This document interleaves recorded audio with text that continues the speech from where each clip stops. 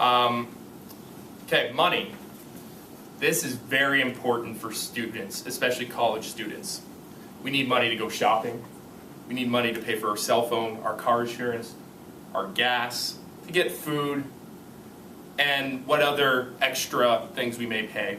Especially for some of us, we pay for our tuition. Usually this leads us into work-study programs here at school, or even working off campus. But have you ever thought about a student athlete and how they are supposed to pay for all these things? Today, I'm going to discuss, especially in the Division I schools, why this controversy has come up so much. More and more colleges are getting in trouble because of this.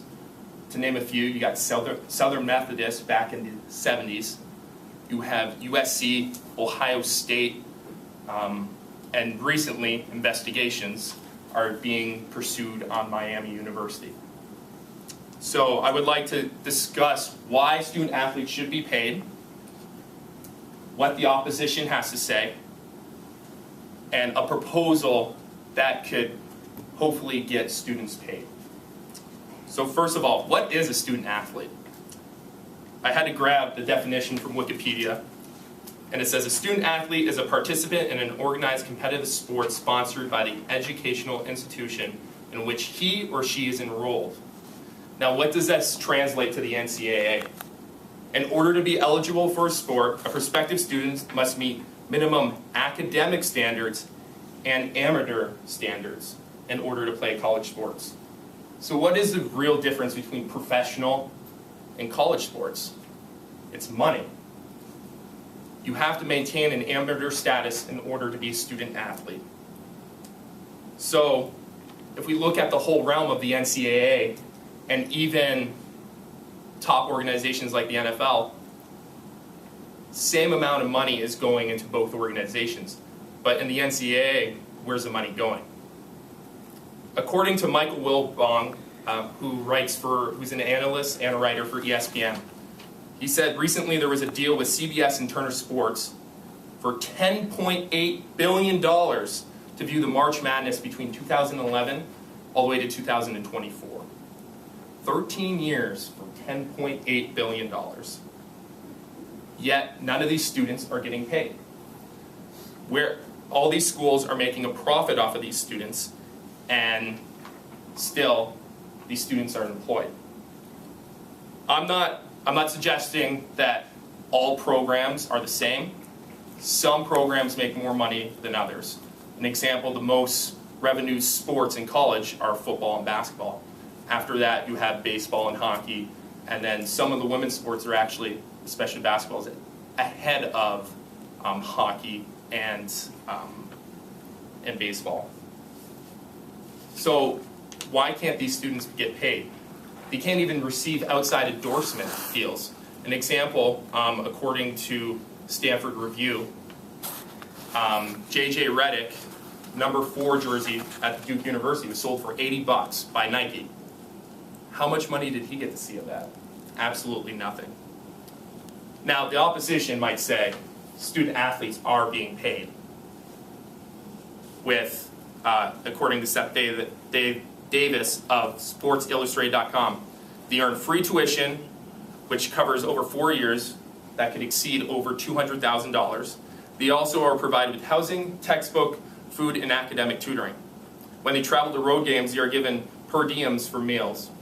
They also get coaching, training, game experience, and media exposure they earn in their respective crafts.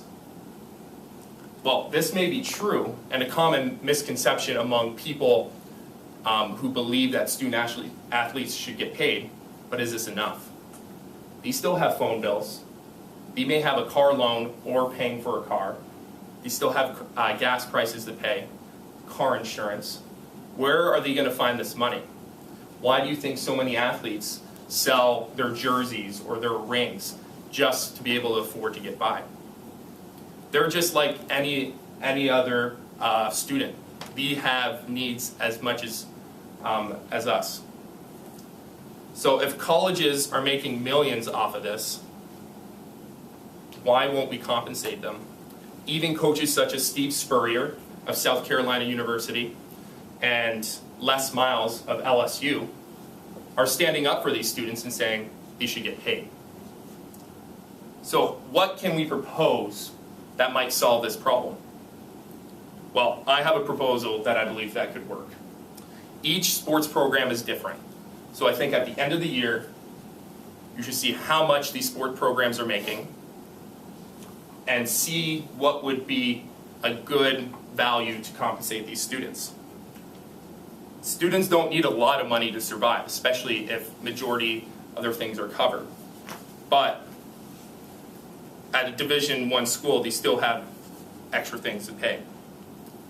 For bigger sports such as football and basketball, I believe there should be a minimum cap of $3,000 per student, but a max of $5,000. But in order to receive this, they need to maintain a 2.8 GPA. So if they're a true student athlete, they need to make sure they do well in academics as well as sports. With this cap, it will continue to make NCAA sports still very competitive, from big schools such as Alabama to small schools such as Delaware State. To summarize this, we can see that in colleges we face a difficult decision today. Should we pay student athletes or not? For as much as colleges are making, especially the BCS and NCAA March Madness, why can't we compensate these students? The last quote I actually wanted to cover was what Michael Wilbon said in the same article on ESPN. He states, "Players have become employees of universities and conferences as much as students. Employees with no compensation, which not only violates common decency, but perhaps the law." Thank you.